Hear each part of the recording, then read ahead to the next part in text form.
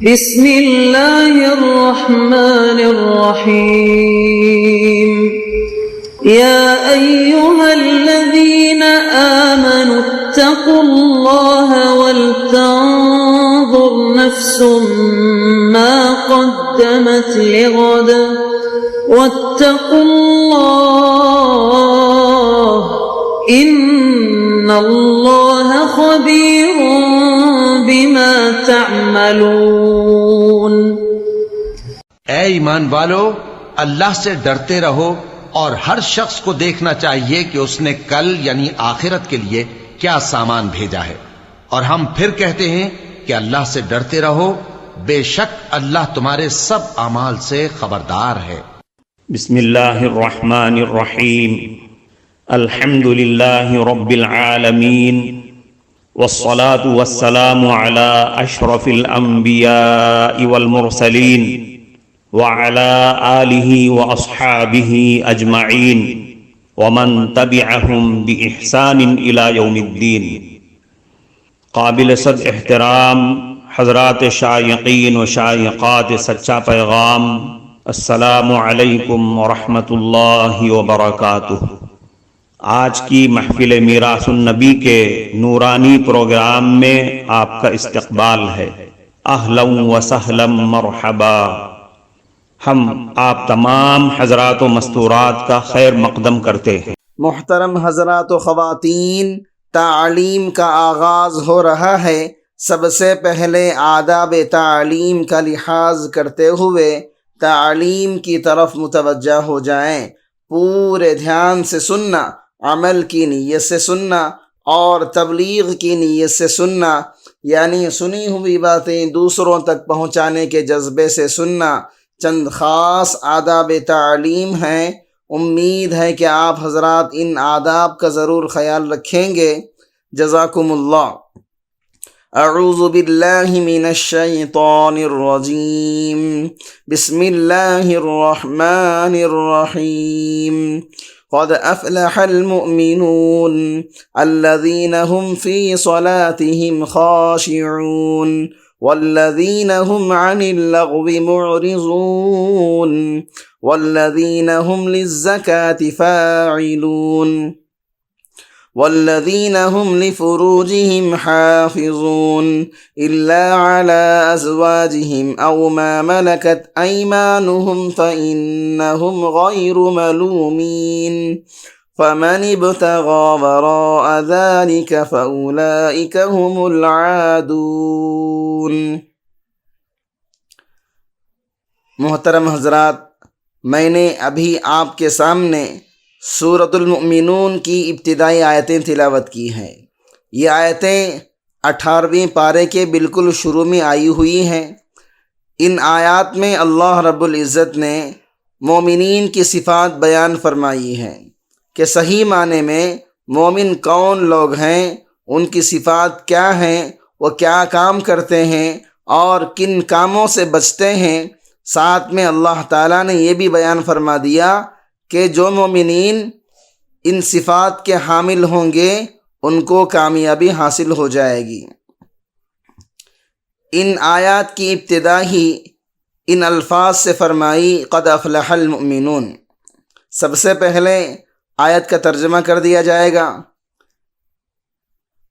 ایمان والوں نے یقیناً فلاح پالی، کامیابی حاصل کر لی، جو اپنی نمازوں میں دل سے جھکنے والے ہیں اور جو لغو چیزوں سے منہ موڑے ہوئے ہیں اور جو زکوٰۃ پر عمل کرنے والے ہیں اور جو اپنی شرمگاہوں کی حفاظت کرتے ہیں سوائے اپنی بیویوں اور اپنی باندیوں کے جو ان کی ملکیت میں آ چکی ہوں، کیونکہ ایسے لوگ قابل ملامت نہیں۔ یعنی ان مومنین نے فلاح پائی جن کے اندر یہ صفات ہیں۔ اس سے اس بات کی طرف اشارہ فرمایا کہ اگر مسلمان فلاح چاہتے ہیں، کامیابی چاہتے ہیں، تو ان اعمال کو اختیار کرنا ہوگا، یہ صفات اپنانی ہوں گی اور اس بات کی پوری کوشش کرنی ہوگی کہ جو باتیں یہاں بیان کی جا رہی ہیں ان کو اپنی زندگی کے اندر داخل کریں، کیونکہ اسی پر مسلمانوں کی فلاح کا دار و مدار ہے اور اسی پر فلاح یعنی کامیابی موقوف ہے۔ پہلے یہاں یہ بات سمجھ لیں فلاح کا کیا مطلب ہے۔ جب ہم اردو زبان میں فلاح کا ترجمہ کرتے ہیں تو عام طور پر اس کا ترجمہ کامیابی سے کیا جاتا ہے، اس لیے کہ ہمارے پاس اردو زبان میں اس کے معنی ادا کرنے کے لیے کوئی اور لفظ موجود نہیں، اس وجہ سے مجبوراً اس کا ترجمہ کامیابی سے کر دیا جاتا ہے۔ لیکن حقیقت میں عربی زبان کے لحاظ سے اور قرآن کریم کی اصطلاح کے لحاظ سے فلاح کا مفہوم اس سے بہت زیادہ وسیع اور عام ہے۔ اس لفظ کے اصل معنی یہ ہیں دنیا اور آخرت میں خوشحال ہونا۔ دنیا اور آخرت دونوں کی خوشحالی کے مجموعے کو فلاح کہا جاتا ہے۔ چنانچہ اذان میں ایک کلمہ کہا جاتا ہے حی علی الفلاح، آؤ فلاح کی طرف۔ اذان کے اس کلمے سے بھی یہ بات بتائی جا رہی ہے کہ اگر تم دنیا اور آخرت دونوں کی خوشحالی چاہتے ہو تو نماز کے لیے آ جاؤ اور مسجد میں پہنچ جاؤ۔ بہرحال فلاح کا لفظ بڑا ہی جامع اور معنی لفظ ہے۔ قرآن کریم میں سورہ بقرہ کی ابتدا میں بھی فلاح کا لفظ استعمال ہوا ہے، اولئک علی ھدی من ربہم واولئک ھم المفلحون، یعنی جو لوگ تقوی اختیار کرنے والے ہیں اور آخرت پر ایمان رکھنے والے ہیں، قرآن کریم پر اور قرآن کریم سے پہلے نازل ہونے والی تمام کتابوں پر ایمان رکھنے والے ہیں، یہی لوگ اللہ تعالیٰ کی طرف سے ہدایت یافتہ ہیں اور یہی لوگ فلاح پانے والے ہیں۔ لہذا فلاح کا لفظ بڑا جامع ہے، دنیا اور آخرت کی تمام خوشحالیوں کو شامل ہے۔ اس سورۃ المؤمنون میں یہ کہا جا رہا ہے کہ وہ مومن فلاح پائیں گے، کامیاب ہو جائیں گے جن کے اندر وہ صفات ہوں گی جو آگے مذکور ہیں۔ پھر ایک ایک صفت کو بیان فرمایا کہ وہ مومن فلاح پائیں گے جو اپنی نماز میں خشوع اختیار کرنے والے ہیں اور بیہودہ اور فضول باتوں سے اعراض کرنے والے ہیں اور زکوٰۃ دیتے ہیں اور زکوٰۃ کے حکم پر عمل کرنے والے ہیں اور اپنی شرمگاہوں کی حفاظت کرنے والے ہیں اور اپنی امانتیں اور اپنے عہد کو پورا کرنے والے ہیں۔ یہ ساری صفات ان آیت کریمہ میں بیان فرمائی گئی ہیں۔ ان میں سے ہر صفت تفصیل اور تشریح چاہتی ہے۔ ان صفات کا مطلب سمجھنے کی ضرورت ہے۔ اگر ان صفات کا صحیح مطلب اللہ تعالی ہمارے ذہنوں میں بٹھا دیں اور ان صفات کی اہمیت ہمارے ذہنوں میں پیدا فرما دیں اور ان صفات پر عمل کی توفیق عطا فرما دیں تو انشاءاللہ ہم سب فلاح یافتہ ہیں۔ اس لیے خیال آیا کہ ان صفات کو تفصیل سے بیان کر دیا جائے۔ ہو سکتا ہے کہ ان کے بیان میں چند ہفتے لگ جائیں، چند دن لگ جائیں۔ ایک ایک صفت کا بیان اگر تفصیل کے ساتھ بیان کر دیا جائے تو بہت لمبا ہو جائے گا۔ انشاءاللہ کوشش کی جائے گی کہ ان صفات کی تفصیل آپ حضرات کے سامنے آ جائے۔ پہلی صفت یہ بیان فرمائی کہ وہ مومن فلاح یافتہ ہیں، کامیاب ہیں جو اپنی نماز میں خشوع اختیار کرنے والے ہیں۔ گویا فلاح کی اولین شرط اور فلاح کا سب سے پہلا راستہ یہ ہے کہ انسان نہ صرف یہ کہ نماز پڑھے بلکہ نماز میں خشوع اختیار کرے، کیونکہ نماز ایسی چیز ہے کہ قرآن کریم میں اللہ رب العزت نے 60 پر 2 سے زیادہ مقامات پر اس کا حکم فرمایا۔